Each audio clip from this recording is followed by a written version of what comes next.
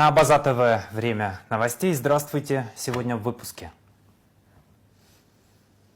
Синхронное развитие воздушного, железнодорожного и морского сообщения. Рабочий визит в Сухум делегации Минтранса России во главе с Андреем Никитиным. Купание запрещено. Почему участки у отдельных волнорезов опасны для купания, рассказывает руководитель ГИМС МЧС Абхазии. Молодая Абхазия собирает экспертов и лидеров. В Сухуме подвели итоги второго круглого стола, посвященного молодежной политике. –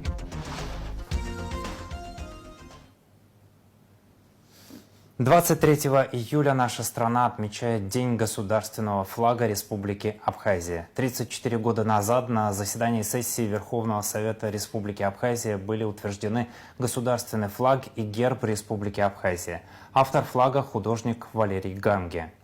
Президент Бадра Гунба поздравил соотечественников с Днем государственного флага Абхазии. В поздравительном адресе главы государства, в частности, говорится: 23 июля 1992 года – одна из важнейших дат в современной истории абхазского государства. В этот день Верховный Совет Республики Абхазия под председательством Владислава Арцинба утвердил государственный флаг и государственный герб Республики Абхазия.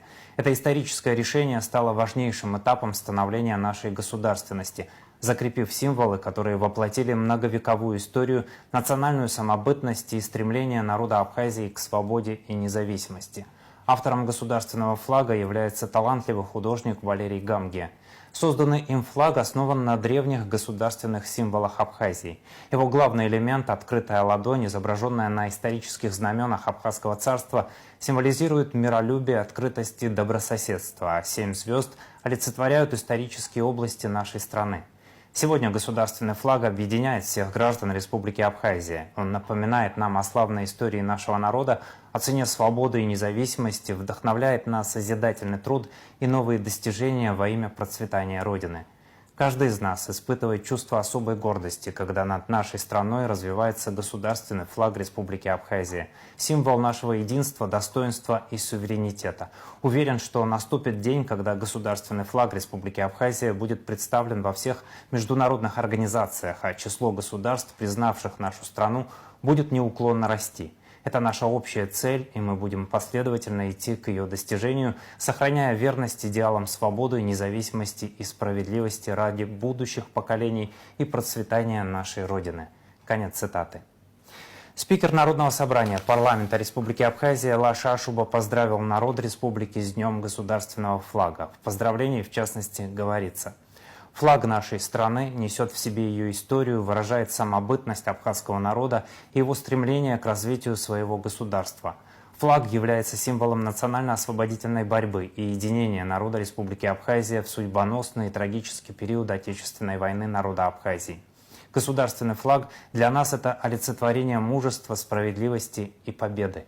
Конец цитаты. В течение всего сегодняшнего эфира на канале Абаза ТВ День государственного флага. И после выпуска новостей мы продолжим показ телепроектов, посвященных истории главного государственного символа Республики Абхазия. 23 июля в Сухуме состоялись праздничные мероприятия, посвященные Дню государственного флага Республики Абхазия. Торжества начались в 19:00 с площади имени Сергея Багапша, откуда стартовало праздничное шествие знаменосцев. В праздничном концерте участвуют государственные творческие коллективы и известные артисты абхазской эстрады. Репортаж об этом смотрите в нашем пятничном эфире. Автопробег до Тпарчала, приуроченный ко Дню государственного флага Абхазии, стартовал с площади Свободы в Сухуме. В нем приняли участие автолюбители из разных городов и районов на раритетных машинах советского, европейского и американского производства. Многие приехали с семьями и друзьями.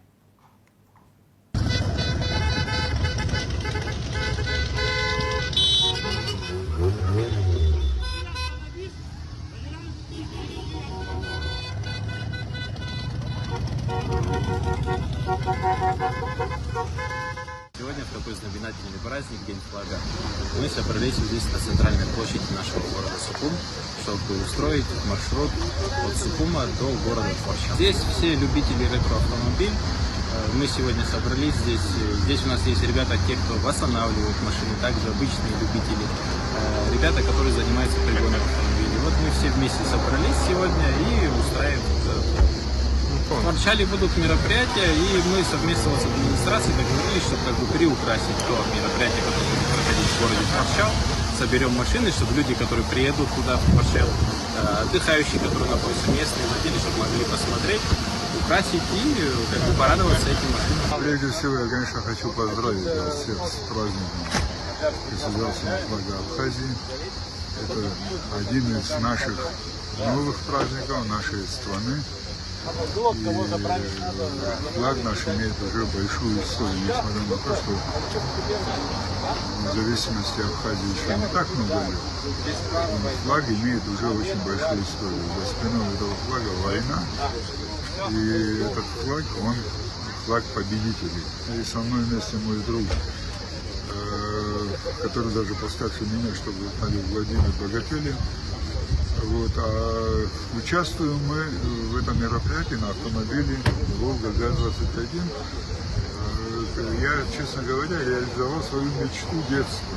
Я когда был маленький, учился ездить за рулем, мне было лет, наверное, 12, и меня учили ездить вот на такой машине, на 25. И вот всю свою жизнь я всегда, значит, любовался вот этими машинами, а как-то лет 5 назад подумал, ну да, я попробую все-таки реализовать свою мечту. Начал искать по объявлениям эти машины, и вот одну из машин я выбрал. Когда я ее увидел, я посмотрел около 100 машин. Вот эта машина мне почему-то легла на душу. Сейчас я уверен, она до Москвы поедет, я думаю, спокойно. Праздничный концерт, посвященный Дню государственного флага Республики Абхазия, состоялся во Дворце культуры города Порчал. На торжественное мероприятие собрались жители и гости города. Торжественная часть программы открылась исполнением государственного гимна Республики Абхазия. Присутствующие почтили минутой молчания память героев, отдавших жизнь за свободу и независимость Родины. О некоторых моментах истории и государственной символики Республики Абхазия рассказывают на абхазском языке в своем видео юные участники волонтерской роты Республики Абхазия. Аԥсны аҳәынҭқарратә бюро ирыдыркылеит аҳәынҭқарра иреиҳаӡоу ахеилак аилатәараҿы зқьышәи ԥшьыни жәажәаҩ шықәсазы, иҩынтәӡа, ҩажәихԥа рзы. Абюро аураҿы еиҟароу аҭбаара змоу ԥшьцәа ҳәак ыҟоуп, ԥшьбаа иаҵәаны, хԥа шкәакәаны. Абюрак аԥшҭы иаҵәа аԥсылманра исимволуп, абюрак аԥшҭы шкәакәа ақьырсианра исимволуп. Абюрак хыхьтәи армарахьтәи акәакь аҿы иҟоуп аԥшқәакьҭа. Агәҭанытә ҩанҵәыла иаарту анапы шкәакәа знуп. Уи ахыҭ кәакь иаарту еҵәа шкәакәақәа ԥшьбак гьежьбжак еиԥш еикәыршоуп.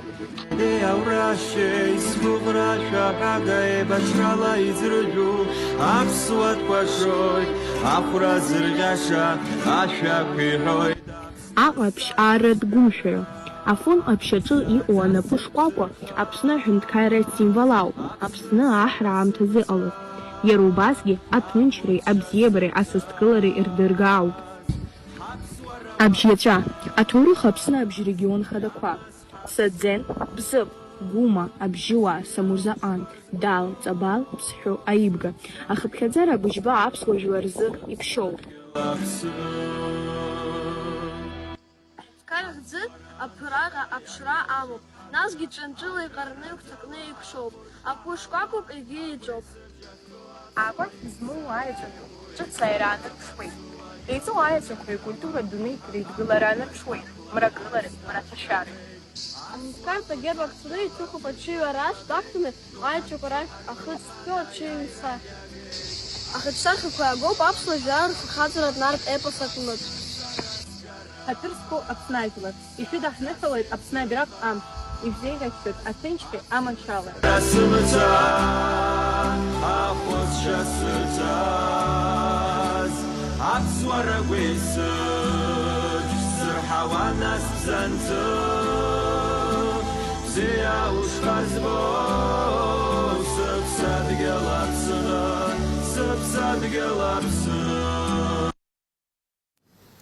Памяти павших будем достойны. Опознан пропавший без вести во время войны в Абхазии Цукшба Адгур Эдуардович. Государственная комиссия Кабинета министров по вопросам пропавших без вести в период Отечественной войны сообщает об уведомлении Международным комитетом Красного Креста об идентификации лица, значившегося в списке пропавших без вести, гражданина Республики Абхазия Цукшба Адгура Эдуардовича. 22 июля при участии членов семьи и близких родственников пропавшего без вести состоялась процедура опознания останков.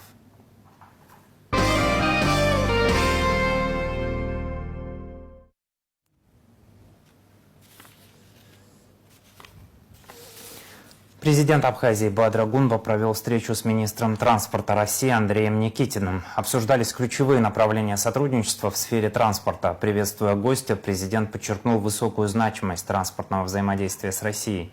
Бадыр Гунба отметил, что благодаря поддержке президента России Владимира Путина и первого заместителя руководителя администрации президента России Сергея Кириенко удалось успешно решить многолетние задачи.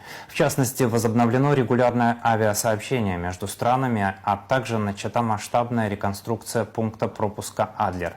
По словам главы государства, высокая нагрузка на пункт пропуска показывает масштаб внешнеэкономической деятельности, общность интересов и тесную связь жителей Абхазии с Россией, что создает особые требования и условия для взаимодействия. Глава государства напомнил, что в рамках совместных действий в прошлом году было запущено движение поезда «Диаскурия» по маршруту Сочи-Сухум, который показал свою высокую востребованность. Кроме того, действуют поезда из Москвы и Санкт-Петербурга. Глава государства подчеркнул важность расширения географии направлений. Со своей стороны Андрей Никитин отметил высокие результаты совместной работы и подчеркнул, что повышение транспортной доступности напрямую работает на укрепление экономики и благополучия Абхазии, а главная задача двух государств – обеспечить для пассажиров быстрые, безопасные и комфортные поездки. Для нас очень важная встреча, рады вашему визиту.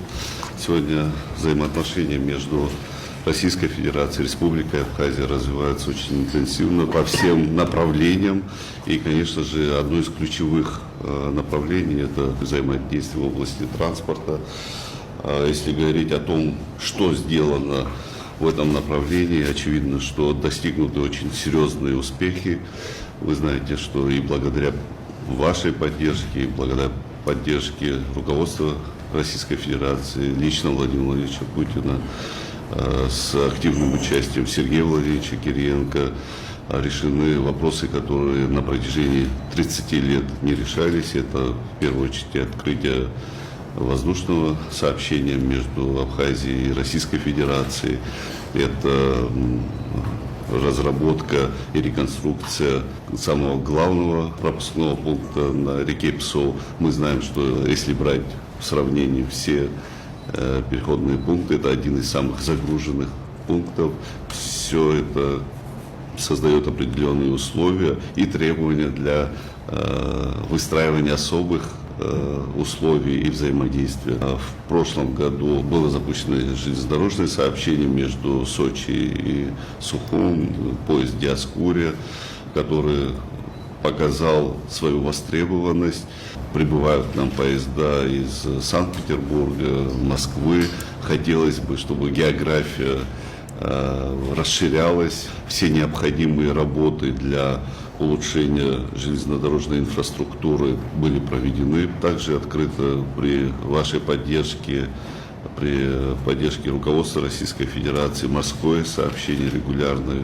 Хотелось бы, чтобы динамика, которую мы задали, в целом, она была выдержана, и более того, мы наращивали свои возможности.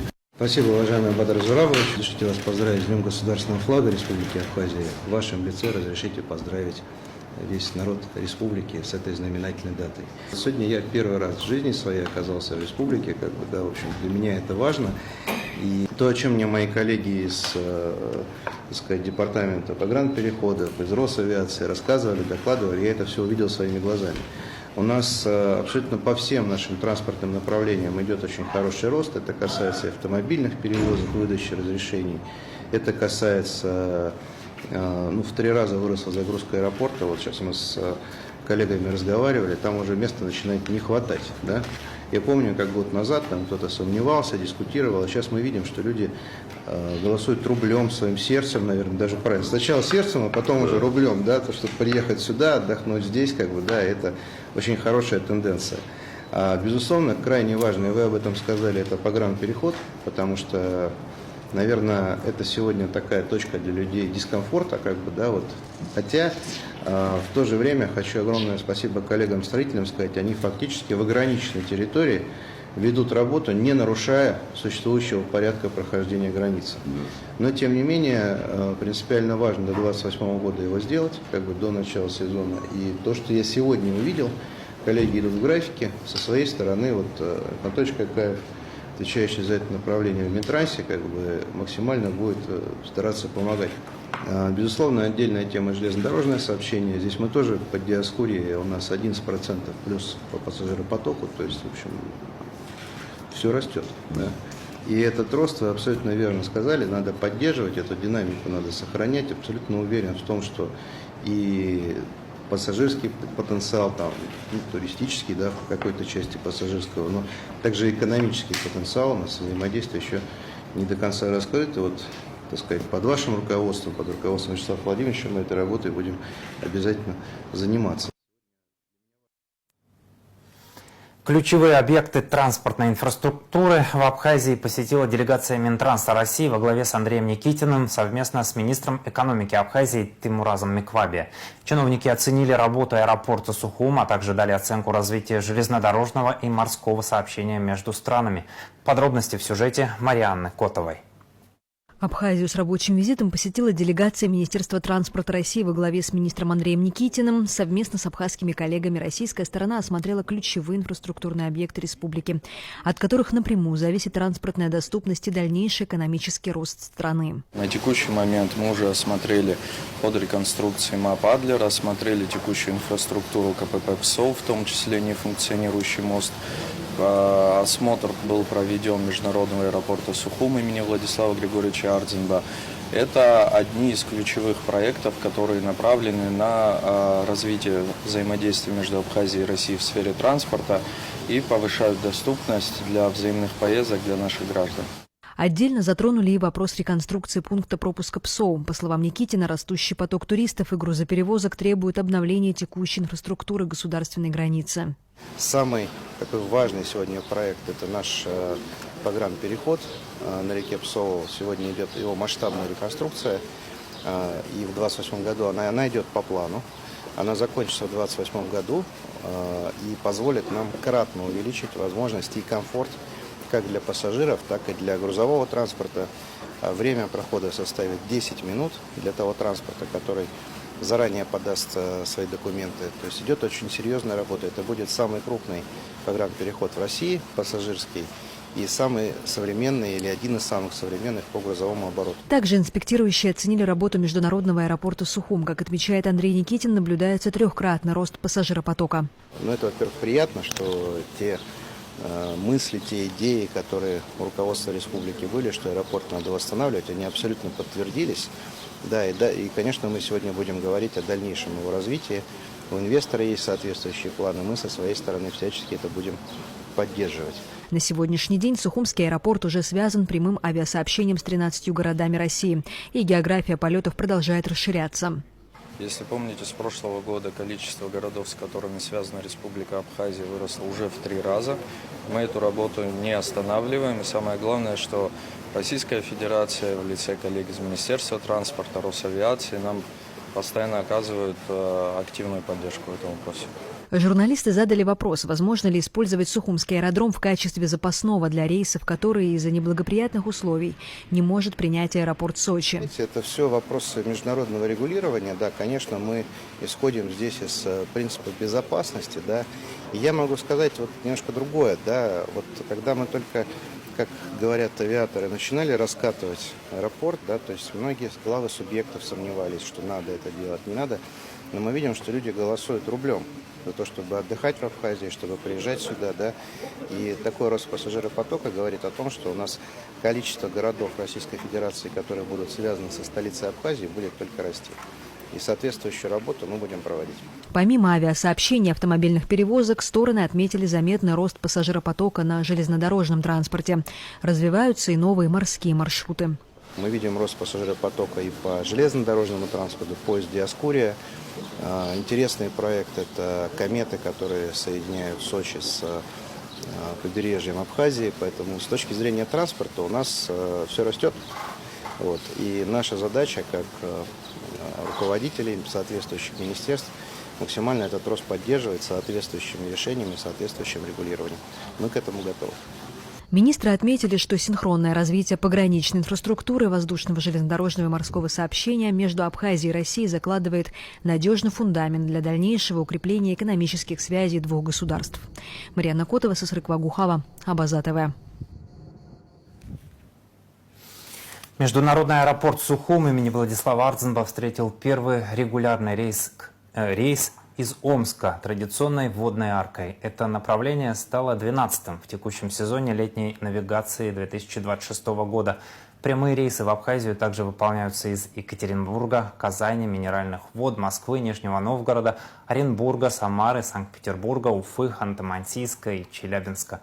В столице России рейсы принимают два аэропорта – Шереметьево и Домодедово. Направления в Екатеринбург и Уфу обслуживают два перевозчика, что предоставляет пассажирам максимальную гибкость при выборе удобного маршрута. В летнем сезоне 2026 года на направлениях в Сухум работают 5 авиакомпаний. Для сравнения, годом ранее маршрутная сеть аэропорта включала лишь 4 направления, которые обслуживали 3 перевозчика. Пассажиропоток за май-июнь вырос более чем в 2 раза по сравнению с аналогичным периодом прошлого года, что подтверждает востребованность прямого авиасообщения с Абхазией. За май-июнь аэропорт обслужил более 24 тысяч пассажиров, тогда как за аналогичный период 2025 года этот показатель составил немногим более 10 тысяч человек.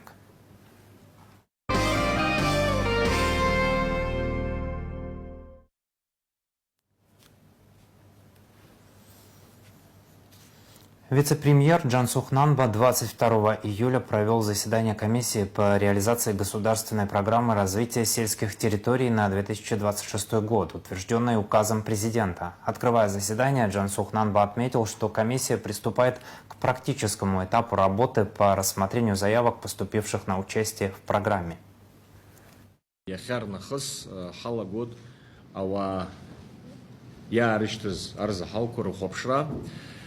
Акт пиазцара хазат гылоид абсыцкрат индустрия джера. И вейпшим арзахалква министерство яднагалаз хадр галоид хахопшвейд хабишквек хтивейд уберт арзахалква рзг. Яробыс а субсидия кориура за программа усмет гад алох арзахалква хахопшвейд навибатпи азцара.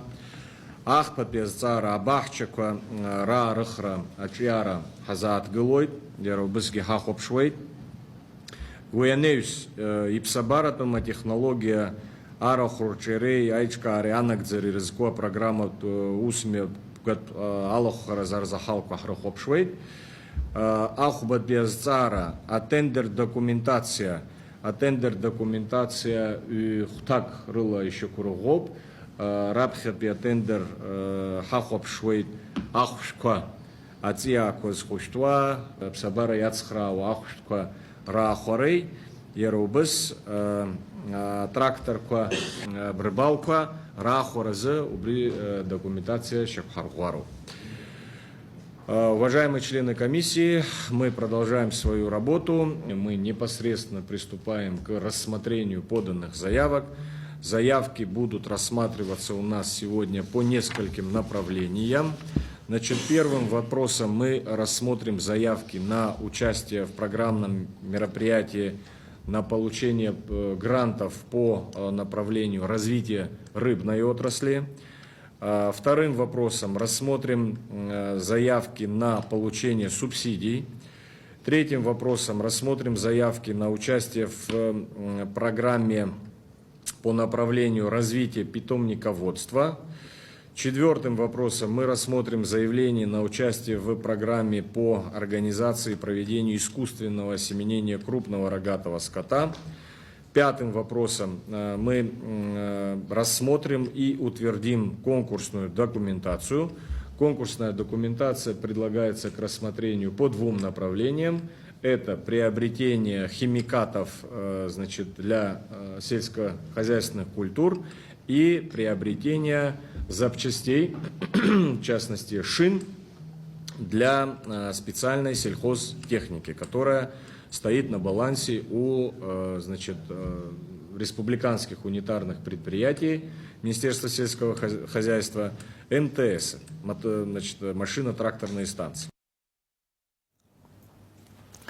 Суд оставил в силе пожизненный приговор жителю Гагры за сбыт наркотиков, сообщает Генпрокуратура. 46-летний Ангор Осипов в марте был признан виновным в организации незаконного ввоза наркотиков в Абхазию и в 2 эпизодах сбыта, незаконном приобретении и хранении боеприпасов. У него изъяли более 70 граммов метадона и 0,5 грамма каннабиса. В своей жалобе Осипов просил отменить обвинительный приговор Гагрского районного суда и направить дело на новое рассмотрение. По итогам рассмотрения Верховный суд внес изменения в приговор. Он исключил из обвинения один из 2 эпизодов сбыта, посчитав его одним длящимся преступлением. В остальной части приговора и наказания остались без изменений. Недавно на пляжах Сухума появились знаки, запрещающие купание. Это вызвало немало вопросов у жителей и отдыхающих. Что именно означает запрет, где действительно опасно заходить в воду и почему специалисты просят не игнорировать предупреждения, выяснял Заур Кварчи. Лето в самом разгаре. Центральный пляж Сухума каждый день собирает сотни отдыхающих. Но в этом году рядом с некоторыми привычными местами для купания появились предупреждающие знаки. Многие решили, что купаться здесь теперь нельзя вовсе. Но на самом деле ограничения касаются только отдельных опасных участков. Перед началом сезона специалисты Государственной инспекции по маломерным судам обследовали морское дно. Там, где это было возможно, водолазы подняли опасные металлические конструкции. Но часть из них извлечь не удалось. Именно поэтому на нескольких волнорезах появились предупреждающие таблички.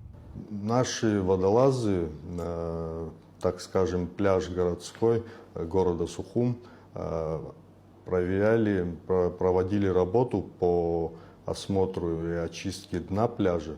Это вот недавно производилась работа, где максимально возможно было предметы, которые были опасны для купания, мы вытащили, но где невозможно было, там нужна была определенная техника для этого.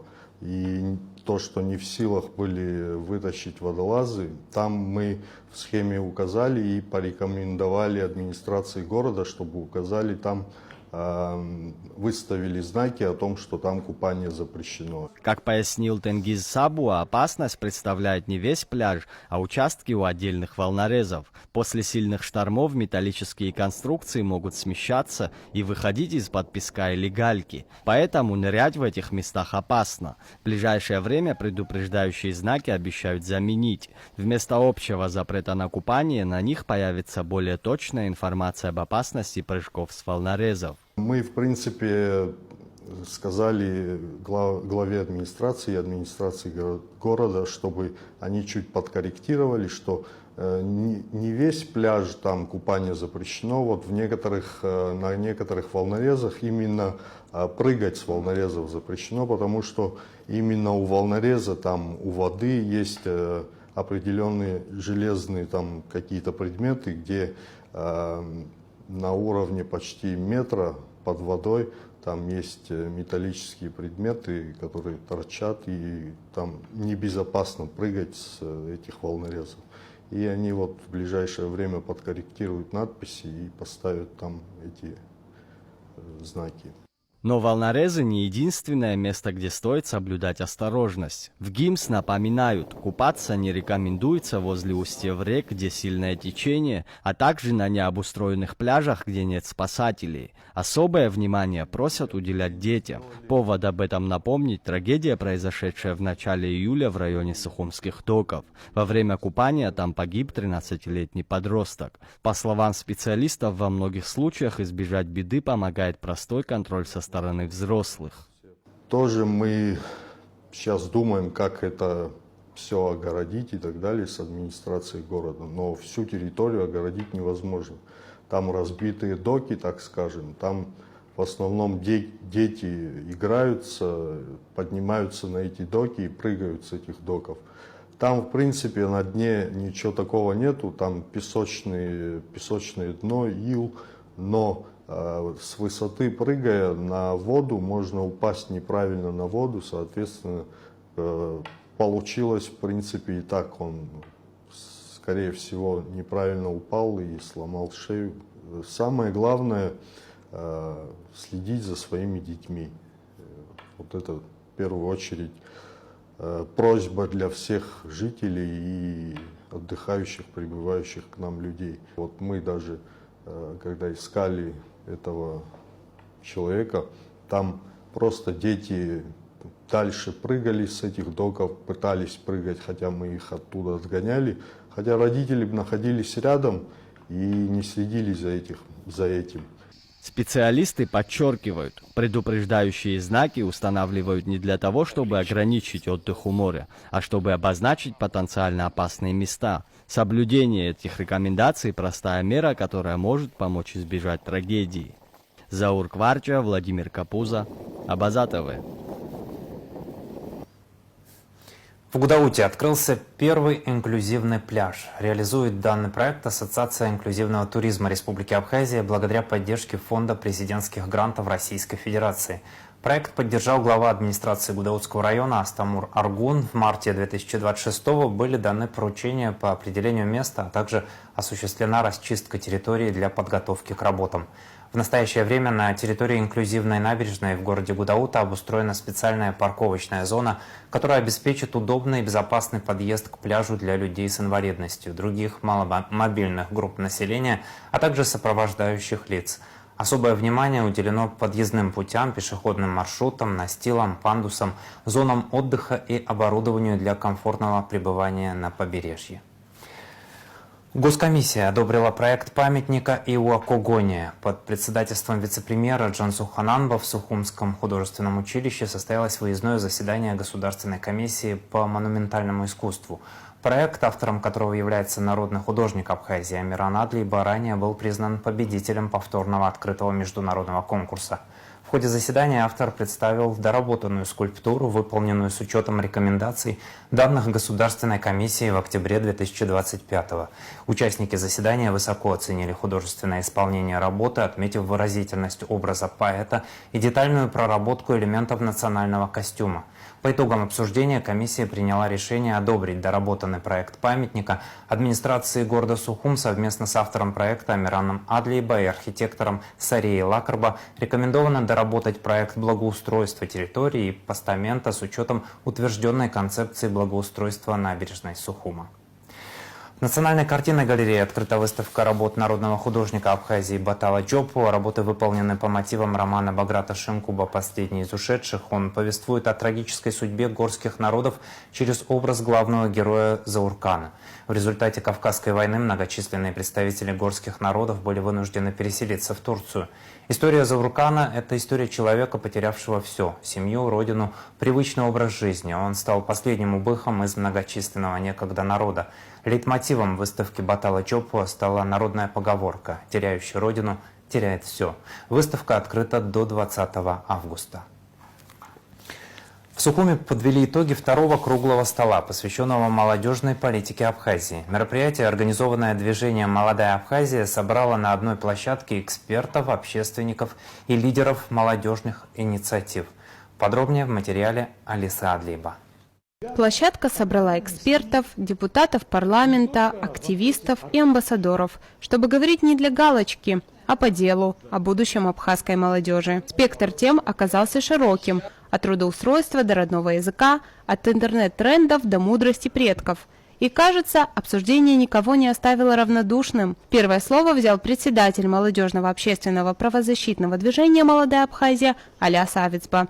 Он начал с того, что у него на душе. Наша с вами задача – это мобилизовать все здоровые силы нашей страны, нашей республики, тесно взаимодействовать со всеми, кто нас любит и протягивает руку помощи, развиваться, получать образование, отвечать современным вызовам, но и бережно хранить то, что нам передали наши старшие. Эстафету подхватил депутат Народного собрания парламента ИРА Инар Сацба. Он заговорил о том, что сегодняшняя система образования часто не отвечает современным вызовам. В вопросе образования и занятости молодежи, на мой взгляд, это сильный акцент, потому что именно окружающая нас действительность, один из факторов развития личности, дающий нам ответ вообще о том, кто мы есть на самом деле. Ну, помимо воспитания и образования, конечно же. И тут возникает вопрос, то есть мы хотим образовываться, но как нам это делать, если современное образование просто никак не отвечает трендам, которые существуют в мире? Хотим ли мы получать образование, которое устарело на момент его начала получения? То есть зачем вообще подходить именно в таком ключе, если уже сегодня вы можете, грубо говоря, пойти на несколько условных интернет-курсов в режиме онлайн, получить недостающие знания. Директор представительства автономной некоммерческой организации «Дирекция Всемирного фестиваля молодежи» в Республике Абхазия Юлия Кравцова отметила, что сотрудничество с Россией открывает Абхазии новые возможности. В этом году мы провели фестиваль в Екатеринбурге, и количество заявок от абхазской молодежи было просто невероятным, рассказала глава представительства ДВФМ в Абхазии. Мы, как дирекция Всемирного фестиваля молодежи, в 2024 году провели такой в обновленном формате международный фестиваль, и делегация из Абхазии стала самой многочисленной из стран-участников. Была представлена на фестивале молодежь практически со всего мира, порядка 195 стран участвовала. Поэтому это прекрасная возможность молодежи пообщаться с ребятами из стран всего мира, без всяких границ, каких-то умыслов, просто провести время в действительно дружной, праздничной обстановке. И после фестиваля, знаю точно, у многих ребят эти связи до сих пор работают. Главный итог – участники не просто проговорили проблемы, а сформировали предложения по совершенствованию молодежной политики в республике. Они будут переданы в профильные ведомства и лягут в основу дальнейшей программы «Молодой Абхазии», а значит, разговор только начинается. Алиса Адлиба, Торни Камичба, Абаза ТВ. 13 июня на исторической поляне Лахнашта состоялось дефиле. Показ стилизованных национальных платьев состоялся в рамках первого форума культуры народов Кавказа «Лахна».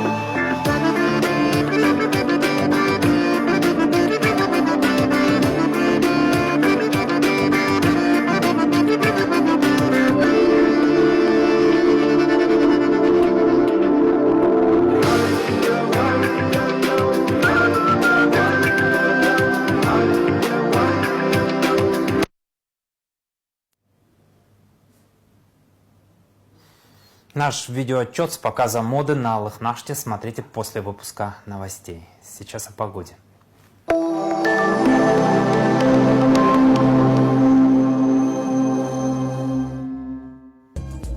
В пятницу 24 июля в Абхазии ожидается облачная с прояснениями погода. Ночью из-за перепадов атмосферного давления и температуры воздуха возможны кратковременные осадки локального характера. Днем без существенных осадков жаркая погода, сохранится высокий уровень ультрафиолетового излучения. Атмосферное давление нестабильное, ветер слабый и умеренный. Температура воздуха ночью от 18 до 23, днем от 27 до 32 градусов. Температура морской воды 26 градусов, волнение морской воды умеренное, относительная влажность воздуха от 70 до 90%.